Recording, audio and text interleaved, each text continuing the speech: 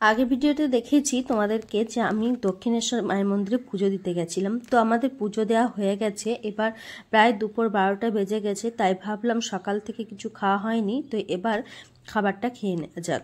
তো পুজো টুজো দিয়ে দেখো একটা সামনে একটা হোটেল ছিল, ওই হোটেলেই খেতে এসেছি। আর ওই হোটেলে সব কিছুই আর কি পাওয়া যায়। তো ওই জন্য আমরা সবাই মিলে বসে গেছি খাবার টাবার খেতে। এই যে সবাই বসেছে একটা টেবিলের মধ্যে, সবাই বসে পড়েছে আর সবার ভাত তরকারি যা যা নেওয়া হয়ে গেছে। এবার খাচ্ছি, কারণ এরপরে যেখানে যাব সেখানে হয়তো খাবার জায়গা নাও থাকতে পারে বা হয়তো ভাত না পেতেও পারি, কিন্তু সারাদিনে দুপুরবেলায় করে বাঙালি ভাত না খেলে হয় না, তার জন্য আর কি ভাতটা আগে খাওয়া। তো দেখো ভাতটা খেয়ে তারপরে আমরা এবার যাচ্ছি রাস্তা দিয়ে হেঁটে হেঁটেই যাচ্ছি। আর সামনে অনেক দোকান, পাশগুলোতে প্রচুর প্রচুর দোকান, যেগুলোতে সব জায়গাতেই দেখি, মানে যেখানে বেড়াতে যাওয়ার ঠাকুরের মন্দির থাকে তার পাশে প্রচুর ঠাকুরের জিনিসপত্রের অনেক দোকান থাকে। তো সেরকম এখানেও তাই, প্রচুর ঠাকুরের অনেক জিনিসপত্রের দোকান বসে আছে। তো সেগুলোই দেখতে দেখতে যাচ্ছিলাম। এখান থেকে আমরা কোনো কিছুই কেনাকাটা করিনি, কারণ এত তাড়াহুড়োর মধ্যে আমাদেরকে নিয়ে যাচ্ছিলো যে কেনাকাটার আর টাইম হয়নি। তো যেতে যেতে দেখো এখানে একটা বেশ মায়ের মন্দির পড়েছে, মা কালীর একটা মন্দির আর কি এখানটায়। তো ঠাকুরটা বেশ ছোট্ট পাড়া, জানি না কি নাম ঠাকুরটার, কিন্তু দেখতে ঠাকুরটা বেশ ছোট্ট আর সুন্দর, খুব সুন্দর দেখতে। পাশে রাধাকৃষ্ণের মন্দির ছিল। তো ঠাকুরকে প্রণাম করে তারপরে আমরা চলে এসেছি এই যে লঞ্চে চাপার জন্য। তো আমাদের মানে সবার একটা টিকিট কাটা হয়েছিল, তো সবারই ওই একটা টিকিটের মধ্যেই স্ক্যান করিয়ে আমরা চলে এসেছি এই যে হাওড়া ব্রিজের নিচে। কারণ কি লঞ্চে চেপে আমরা ওই পারে যাব। ওপরে হাওড়া ব্রিজ, নিচে জল, দেখতে একটু অন্যরকমই লাগছে। কারণ প্রত্যেকবার যখনই আমরা আসি হাওড়া ব্রিজের ওপর দিয়ে যাই, নিচে থেকে কোনো দিন দেখা হয় না, তার জন্য বেশ নিচে থেকে দেখতে এবার ভালো লাগছে যে ব্রিজটা কেমন দেখতে। তো এদিকে কিছু ছবি টবি তোলা হলো, সবাই মিলে ছবি টবি তুললাম। আর তারপরে দেখো আমাদের এখনও যে লঞ্চে যাবো সেই লঞ্চটা এখন আসেনি, তার জন্য অনেকক্ষণই আমাদেরকে ওয়েট করতে হলো। অনেকক্ষণ ওয়েট করার পর ফাইনালি যখন চলে এসছে, এই যে সবাই মিলে যাচ্ছি। আর সামনেই আমাদের লঞ্চ আছে, আর ওই যে ওই পাশে হাওড়া ব্রিজের আছে।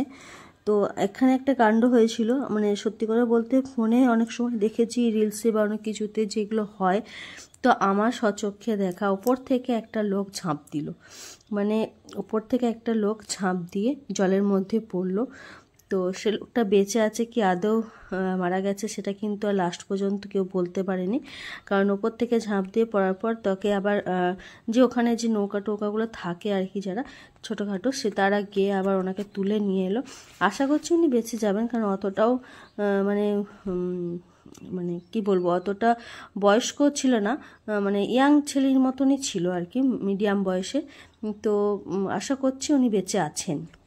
তো এই যে আমরা সবাই চেপে পড়েছি, আর এই যে দেখো চেপে এই যে চলে এসেছি অনেকটা দূরে, মাঝখানে আর কি। তো ওই দিকের পাশ থেকে সমস্ত মানে মন্দিরের যে ঘাটগুলো আছে সেই ঘাটগুলো আর কি এখান থেকে দূর থেকে দেখা যাচ্ছে। বেশ দেখতে সুন্দর লাগছে মন্দিরের চূড়াগুলো, ওপরে যে মাথাগুলো হয় মন্দিরে, সেই মাথাগুলো দেখতে কত সুন্দর লাগছে। এখানে নাকি রানী রাসমণিরও ঘাট আছে, তবে সেটা কোনটা আমরা কিন্তু জানি না, মানে সবাই বলা কওয়া করছে, সেটাই শুনছি।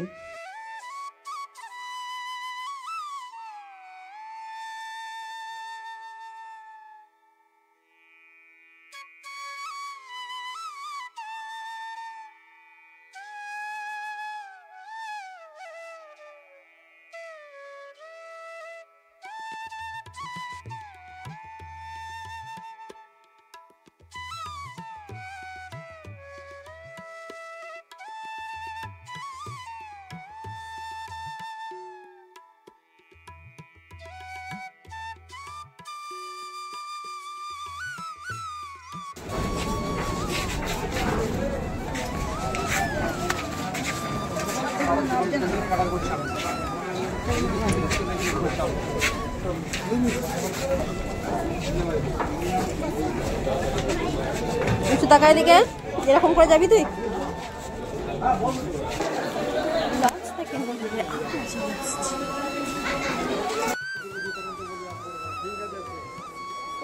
তো মেয়েকে একটা হেয়ার ব্যান্ড কিনে দিলাম এবং হেয়ার ব্যান্ডটা পরে মেয়ে তো খুব খুশি, কারণ কি ওটাতে লাইট জ্বলবে।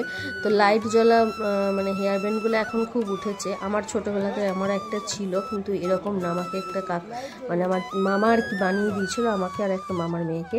তো ওটা বেশ লাইট জ্বলতো, ভালো লাগতো, পুজোর সময় পরে বেরোতাম। তো মেয়েরও খুব ইচ্ছা যে আমিও লাইট জ্বলা হেয়ার ব্যান্ডটা নেবো, আর ঠিক আছে কিনে দেয়া হলো।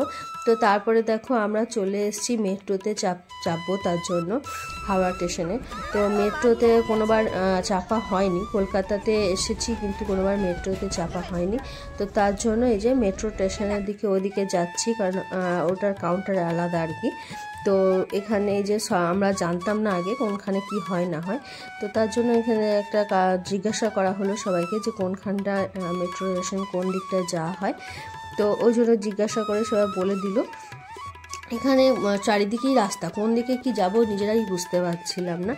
যাই হোক, তারপরে আবার নিজেদের সব ঠিক করা হলো। এই যে মেট্রো স্টেশনে এসে টিকিট কাটা হলো। আর এখানে হয়েছে একটা ঝামেলা, এক একজনের এক একটা টিকিট, মানে স্ক্যান করতে যাচ্ছি নিচ্ছে না, মানে এইভাবে যে যেটার পেরেছে স্ক্যান করেছে, এইভাবে ঢুকছে না।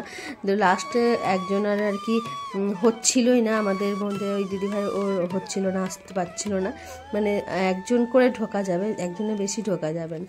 তো যাই হোক, শেষ পর্যন্ত আবার সব ঠিক হলো। এই যে মেট্রো স্টেশন চলে এসছে, এখনও কিন্তু আসেনি মেট্রোটা, মানে কি আমরা এখানে ঘোরাঘুরি করছি, এখন ফাঁকা পুরোটা।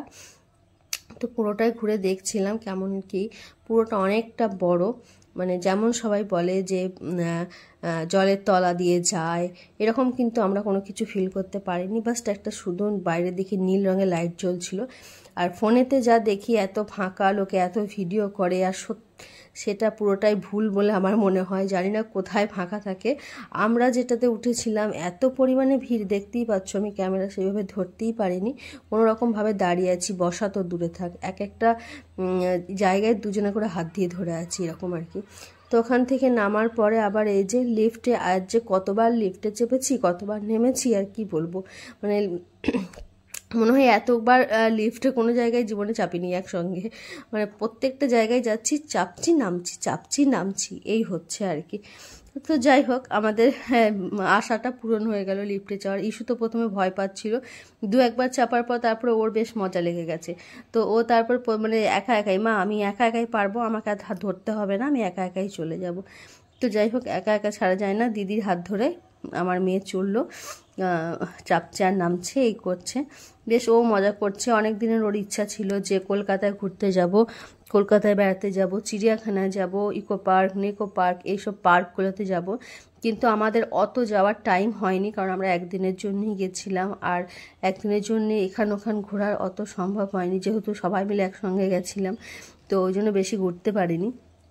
তো দেখো, ওখান থেকে মেট্রো স্টেশন থেকে নেমে এইদিকে জুতোর দোকানগুলো আছে আর কি। তো জুতোগুলো বেশ সস্তা, আমাদের এখানে জুতোর দোকানের ভেতরে গেলে, দোকান থেকে জুতো কিনলে প্রায় ওই জুতোগুলো 500 এরকম করে, 450 500 এরকম করে দাম নেয়, ওখানে 300 350 করে বলছিল, কিন্তু আমাদের যেহেতু ছিল ওই জন্য আমরা নিইনি। তারপরে ভাবলাম এবার অনেকটা বেলা হয়ে গেছে, বিকেলের দিকে হয়ে গেছে, তো এবার কিছু খেতে হবে, কারণ দুপুরে 12টার দিকে ভাত খেয়েছিলাম। তো তার জন্য এখানে না একটা কোনো রেস্টুরেন্ট না, এটা মানে রাস্তার ধারেই আর কি যে দোকানগুলো হয়। তো ওখান থেকে দেখো আমরা মোমো নিয়েছিলাম আর চাউমিন নিয়েছিলাম। জানি আমি মোমো খেতে কতটা ভালোবাসি, যেখানে তো চাউমিন নিয়েছিলাম। আর তারপরে আবার আমাদের টিকিট নিয়ে আবার এই যে চলে এসেছি বেলুড় মঠে। তো এখানে এই যে প্রথমে এসেছিলাম, বন্ধ ছিল, তারপরে আবার আমরা দ্বিতীয়বার এই যে এলাম। তো এই যে এখানে চারিদিকের পরিবেশটা কিন্তু খুব ভালো আর খুব সুন্দর, বেশ একটা শান্তশিষ্ট পরিবেশ। আর এই যে সামনের গেটটা দেখো, আর জায়গাটা কিন্তু প্রচুর বড়, অনেক বড়, প্রচুর লোকজন এখানে, মানে দেখতে কি আসে, সবাই ঘুরতে আসে, বেড়াতে আসে, আর প্রচুর জায়গা যেহেতু এখানে, তো মানুষের কোনো রকম অসুবিধা হওয়ার কথা না। আর প্রচুর সুন্দর জায়গাটা, বেশ ভালো রকমভাবে সাজানো আছে, নিট অ্যান্ড ক্লিন পুরো একবারে।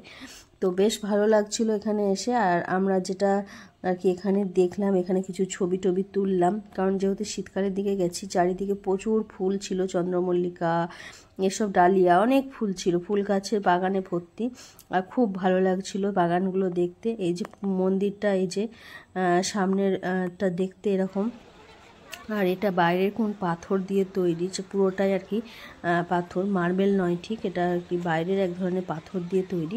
আর এই যে ভেতরটা, এখানে আমি সামনে থেকে একটু ক্যামেরা করতে পেরেছিলাম, কিন্তু আমাকে মানে ক্যামেরা করা যাবে না আর কি, নিষেধ বারণ আছে, তার জন্য আর কি আবার ফোনটা ক্যামেরাটা বন্ধ করতে হলো। তো ভেতরে আমরা গেলাম, প্রণাম করলাম, ওখানে ঠাকুর আছে আর কি, প্রণাম করলাম, প্রণাম করে তারপরে আমরা আবার চলে এলাম। বাইরেটা দেখো, চারিদিকটা ঘুরে ঘুরে দেখছিলাম, আর অনেকটাই সন্ধে নেমে এসেছিলো, কারণ আমরা চারিদিকে ঘুরতে ঘুরতেই এতটাই লেট হয়ে গেছিলো যে এখানে যখন আসি তখন প্রায় সন্ধেই হয়ে গেছে। তো ওই যে সন্ধে নেমে গেছিলো, দেখো লাইট, এখন লাইট জ্বলছে, বাইরেটা দেখতে কিন্তু বেশ লাইট জ্বলছে, ভালো লাগছে। আর যেহেতু মন্দিরটার ওপর লাইট পড়ছে, মন্দিরটা একটা অন্যরকম দেখতে লাগছে। সব কিছু দিনের বেলা একরকম লাগে আর রাতের বেলায় কিন্তু আরেক রকম লাগে। তো সন্ধে অনেকটাই হয়ে গেছিলো, তাই সব মন্দিরগুলো এখানে ঘুরে ঘুরে দেখা হয়নি।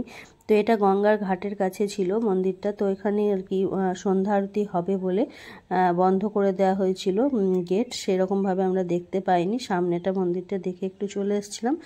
আর এই যে ঘাট থেকে সবাইকে তুলে দেওয়া হচ্ছিল, কারণ কি জলের মধ্যে আর কাউকে নামতে দেওয়া হচ্ছিল না ঘাটে। তো এখানে চারিদিকটা ঘুরে দেখে অনেকটা সুন্দর হয়ে গেছিলো। এবার আমরা বাড়ি যাব।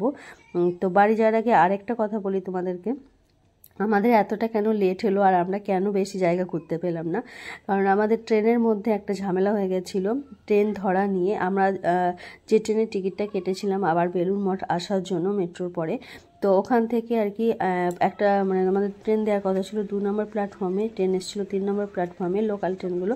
তো এইভাবে আর কি ভাগাদড়ির মধ্যে আমাদের ট্রেনটা ছুটে যায়।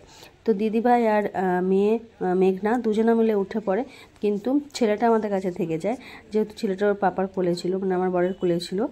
আর ওরা আবার দাদা আর কি, ওরা যেহেতু একা উঠে পড়েছে ট্রেনে, তাই লেডিস কামরায় ওরা উঠে পড়েছিল, তাই জন্য দাদা আবার অন্য কামরায় উঠে পড়লো, কারণ কি ওরা কোথায় নামবে না নামবে, একা ছাড়া উচিত হবে না ওদেরকে, তার জন্য।